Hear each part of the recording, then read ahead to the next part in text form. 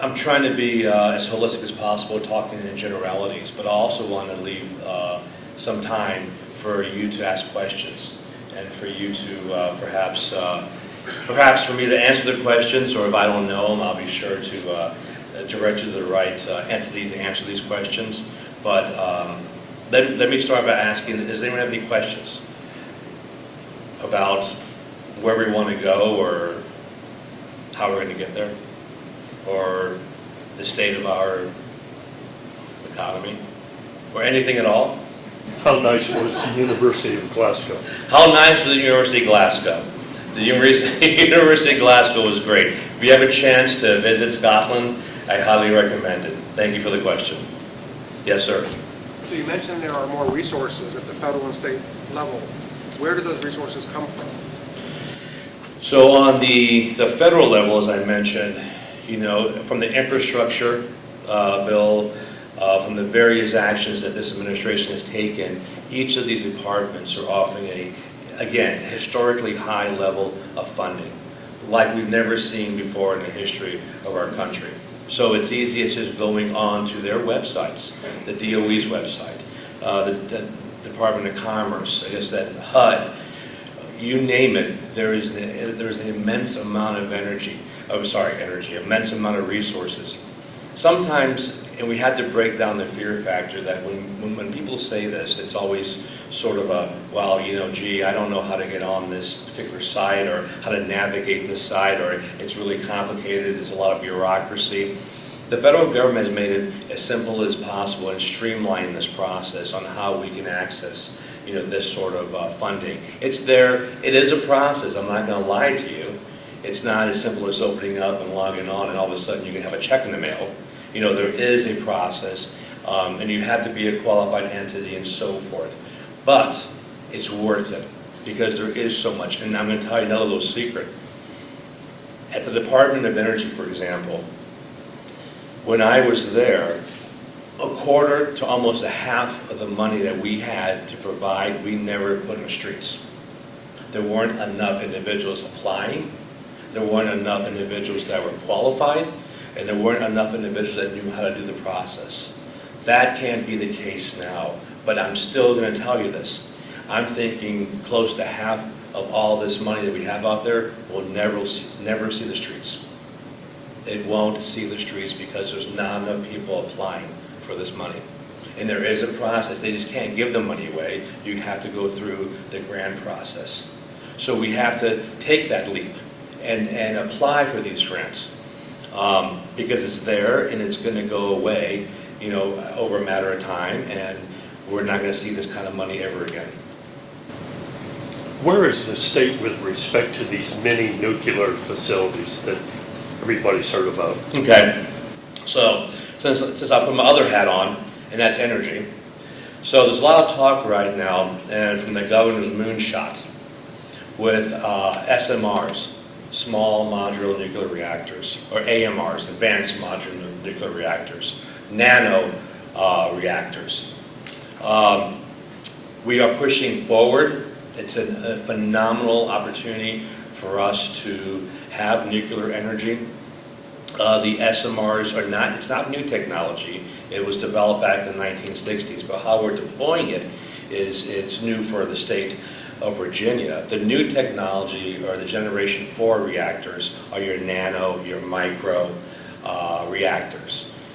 But your SMR is what you're hearing about a lot. And you're hearing a lot about the potential of an SMR or nano or micro reactor being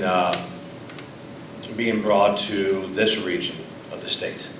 And it's a wonderful opportunity to provide energy, sustainable energy, and for a lot of people, clean energy to the state. Now, there is a byproduct of any reactor, but these reactors are much cleaner and use much less fuel and have no chance of ever having a meltdown like some of the more popular stories out there of some of the bigger reactors having issues in different parts of the world. These reactors cannot have a meltdown. So it's a real conversation. I'm dealing with it almost on a daily basis with the governor's office on pushing this possibility forward, and we will do it in the state of Virginia, and it's going to be a great advantage to us. Now we're just, doing a lot of figuring out where best place to put it first and how to grow it. But it won't be just one. So if one region gets it, it doesn't mean that other regions won't get this opportunity. But we are looking towards these areas to do our first. Are you also looking at thorium reactors? Sorry? Are you also looking at thorium reactors? We're looking at it all. We're looking at it all and making sure that we make the right decision. It's a big decision, and it takes a lot of due diligence in making sure we do it right, because we want to make sure we do it right for the state of Virginia. So we're looking at all of it, and we're really looking at a holistic way. The governor has an all-the-above energy policy, which I firmly believe in, because it takes it all energy possibilities to be part of the tapestry and the load that we need in the future. We have an energy issue in terms of we're not producing enough of it. And we're going to have to produce enough of it and more of it if we want to attract businesses to come to these regions. They have to have energy. They have to have the proper utilities. They have to have transmission lines. They have to have all the things that you can think about as it concerns energy for them to be attracted to come here. So, when it concerns reactors, we're truly looking at it all and going forth in a proper process to make the right decision. Yes, ma'am. The money you were talking about earlier, how long do you think that's going to be available? The federal money? Federal money. I wish I had a crystal ball. It will definitely be around for 2 years, and probably longer. We talk about, and I'll go back to energy, a transition. I think we've all been hearing this in the popular media, an energy transition, and the amount of resources an energy transition takes. I can tell you one thing for sure. Transitions, usually in energy, historically, have taken not a decade, not 2 decades, but a century. If you look at the progression of energy throughout the history of the United States, or the western part of the world, from the use of sperm whale for lanterns, to stopping of that process from coal to oil and gas. These transitions have all taken about 100 years. So how fast are we going to transition to another form, of renewable energy? It's going to be longer than 40 years. It's going to be a process while we're also refining our current process and making it cleaner through carbon capture, carbon recycling, and just the way we use fossil-based fuels. But the process is going to take a while. So your question, how long this money is going to be around, the money that we're seeing right now in the current administration, I'm anticipating it's going to be around longer than 2 years, but definitely for 2 years. But it's hard to say, but it's not going to be around forever. That's for sure. And that's why the emphasis is to let's get out there and let's apply for these grants. Let's attract the businesses to these parts of the state, because the resources are great. But again, the question comes down to is, as I mentioned earlier, it's workforce and housing. Housing, we all know, is an issue. And what comes first, the business or the housing? And that's always something that we're playing with right now, because it's a real issue. Housing is an issue throughout Virginia. It's an issue in Nova, and especially the prices in Nova. But it's an issue down here, not enough houses. So it's something we're tackling simultaneously, and we're going to get there. We're going to do it. It's just going to take a little elbow grease. Any other? Yes, sir. Yeah, so you mentioned the funding would be available for maybe the next 2 years. What is the duration of the application process? What does that look like? Good question. So being that I was part of that application process in my old job, and as applications came through and how long it takes, if that's the question on the duration, how long it takes, it can take anywhere from 6 months longer. It's just the way the federal government works. It's a process in which we work in. I wish I could tell you there's some kind of magic, wand I could use and it takes 3 weeks. It just does, and it sometimes costs money for those applications. It's also part of the cycle, the business model. But I would say conservatively, you're looking at very shortest time, 4 months plus, and now with the office is still on a COVID sort of, status. For example, the Department of Energy, when I left, it was during COVID. But prior to leaving, the office had about 10,000 employees. Now it's down to about 6% of the 10,000. The cafeteria is still closed. Offices are still left with a lot of people teleworking. But there's a difference from teleworking and actually being there. So there is a clog, by the way. Money has not left the DOE to any extent. So there is that process. And unfortunately, it's something we have to work through, but I would say that the shortest duration from November coming up, October perhaps, 4 to 8 months, to see something. Any other questions? Okay, with that, there's no other questions. I really do appreciate the time here. It's an honor, it truly is, to be here and to be welcomed by the community. And anything I can do in the future, I tell everyone I'm 24/7. I'm here. It's an honor to work in this position. It's a true honor to work for this governor, and it's an honor to work for you here. So thank you very much.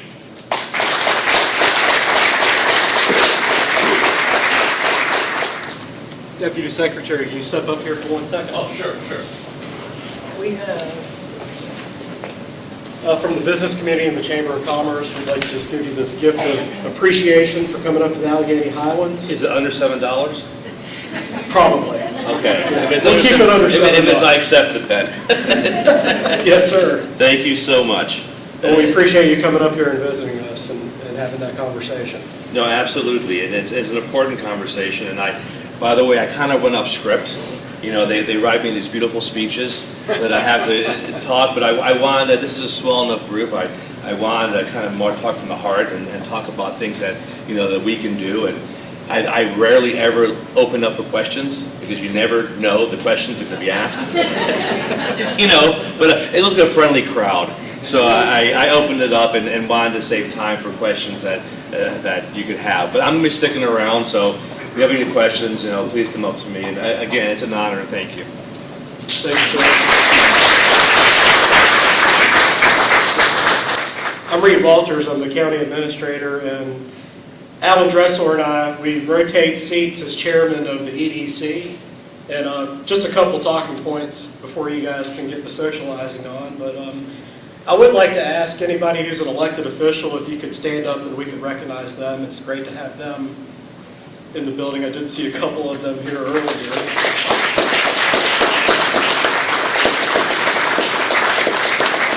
Appreciate you guys supporting the business community here in the Allegheny Highlands. Another recognition I would like to make is Debbie Garrett from Representative Ben Klein's office. If Debbie's here, thank you for coming, man. It's great to see you guys here also. Before you guys leave, stop by the chamber table, pick up an umbrella. It's from the EDC and from the Chamber of Commerce. Looks like we might need it this week a little bit. And I would just like to say go ahead and socialize, enjoy the food, and let's have a good time. Thank you. You had extensive remarks this evening, very well received. And the one question we had about these small nuclear units are, okay, they may become available eventually, but what's the priorities? Who establishes the potential areas, and what would an area have to do to get consideration for this kind of monumental? And I mean, it could be a transformational project for an area like ours. How does an area go about it, and who makes that decision? That's a gubernatorial decision. It's going to come down to the Department of Energy. It's going to come down to those individuals in the department to figure out where the best fit is. And with all the stakeholders involved, you know, a lot of times it's utilities, the communities, you know, the infrastructure. There's a lot of variables that play into this, you know, but every area is going to be looked at very closely. Sometimes it comes down to infrastructure. And what kind of time frame are we talking about? For an actual reactor, Right, or No. the consideration of one? so you had to go through a permitting process, and you had to go to the federal level. We're probably, you know, we're a few years away just because of the complexity when you deal with nuclear energy, you know, so it's a few years away, but we're pushing as fast as we can to see this a reality because it is transformational and it is a great source of energy. It's a clean source of energy, and this is a priority of the governor. Thank you very much. Thank you, sir.